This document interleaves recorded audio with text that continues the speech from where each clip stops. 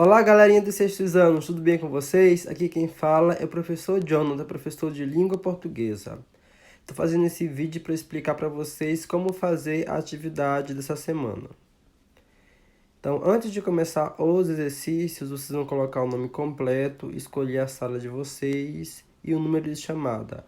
Caso vocês não saibam o número de chamada, podem me chamar no privado ou lá no grupo que eu falo para vocês.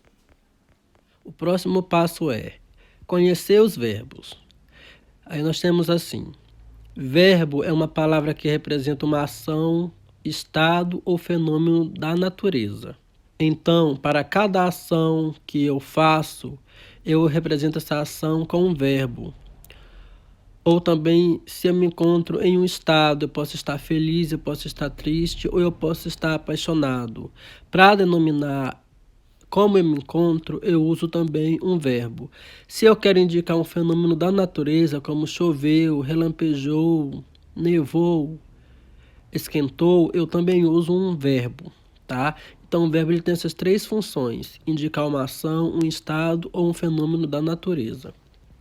Vejamos o exemplo. Nós temos aqui a figura de um gatinho e ao lado dessa figura nós temos algumas frases. Por exemplo, o gatinho ficou feliz. A palavra ficou é um verbo, porque denomina uma ação. Que ação? A ação de estar ou de ficar feliz. Aí do lado nós temos também o gatinho dançou bastante. A palavra dançou, que está grifada aí em verde, destacada, é um verbo, porque indica também uma ação, a ação de dançar. O que foi que o gatinho fez? Ele dançou bastante.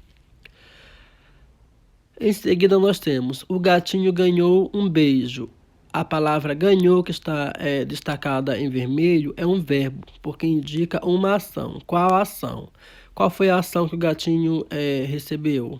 Ele ganhou um beijo, então essa é a ação. Depois nós temos um verbo que indica estado, o verbo permanece. Nós temos assim na frase: o gatinho permanece apaixonado.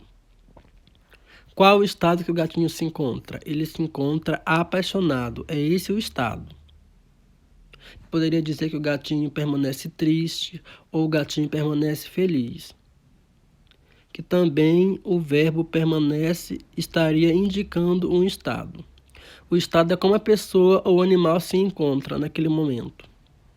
Depois nós temos um verbo indicando o fenômeno da natureza. Por exemplo, se eu digo assim: relampejou a noite toda, a palavra relampejou, que está destacada de verde, na cor verde, indica um fenômeno. Qual fenômeno? A ação de relampejar. Se eu digo assim: choveu muito a noite toda, a palavra choveu é um verbo, porque está indicando um fenômeno da natureza. Depois nós temos assim: conceituando. Nós vamos diretamente para o modo verbal, que é o que mais nos interessa, porque é isso que a habilidade está pedindo no momento. Que vocês aprendam a usar ou aprendam a identificar os modos verbais. Aí nós temos assim: dá-se o nome de modo verbal às várias formas assumidas pelo verbo na expressão de um fato. Ou seja, quando usamos um verbo, podemos expressar uma certeza, uma dúvida, ou dar uma ordem ou uma orientação. É isso que chamamos de modo verbal. Então, resumindo, gente, quando vocês usam um verbo, vocês têm três possibilidades, ou quatro possibilidades, digamos assim. É indicar uma certeza, indicar uma dúvida, uma ordem ou dar uma orientação. A intenção que a gente quer dar àquela frase, que ela gira em torno de um verbo, é isso que nós chamamos de modo verbal. Agora nós vamos para a parte prática, ou seja, para os exemplos. O modo verbal da língua portuguesa, ele se divide em três. Como assim? Porque eu tenho o modo indicativo, que expressa uma certeza. Quando eu tenho certeza que aquela ação vai acontecer, eu uso o modo indicativo. Exemplo: ela vai à festa. Então, eu tenho certeza absoluta que ela vai à festa. Então, a palavra vai aqui é um verbo que indica uma certeza. Modo subjuntivo indica uma dúvida ou uma possibilidade. Se eu não tenho certeza que aquela ação vai acontecer, eu só tenho uma possibilidade, então eu uso o modo subjuntivo.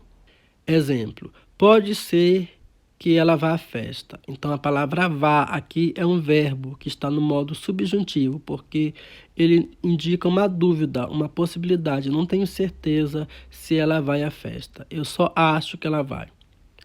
Depois nós temos modo imperativo, expressa uma ordem ou uma orientação. Quando eu quero dar uma ordem ou mesmo sugerir uma orientação, eu uso o modo imperativo. Exemplo: vá à festa, divirta-se. Então eu estou tipo que dando uma orientação ou dando uma ordem. Vá à festa, fulano, divirta-se, tá? Então, basicamente, esses são os 3 modos verbais da língua portuguesa. Agora nós vamos para os exercícios. Aí tem assim: leia a frase abaixo para resolver as questões. E vamos ler a frase. Aí nós temos assim: o Brasil sofre com a pandemia da Covid-19 e é provável que nós tenhamos uma crise no ano que vem. Agora que nós já lemos as frases, nós vamos para os exercícios. Aí o primeiro exercício diz assim: os verbos em negrito pertencem a que modos verbais? Os verbos em negrito, gente, é a palavra sofre e tenhamos, tá?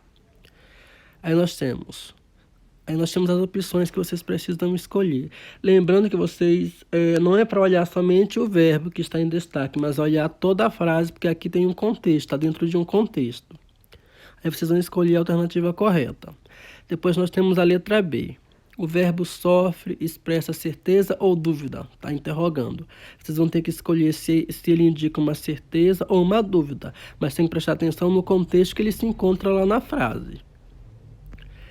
Terceira, o verbo tenhamos expressa certeza ou dúvida. Então, a palavra tenhamos, o que ela expressa? É uma certeza ou é uma dúvida? Vocês vão ter que colocar aqui. Depois nós temos: leia os textos abaixo para resolver a questão. Aí nós temos dois anúncios, digamos assim. E vocês vão prestar atenção, vão ler ele mais de uma vez, observar as imagens e depois vão responder.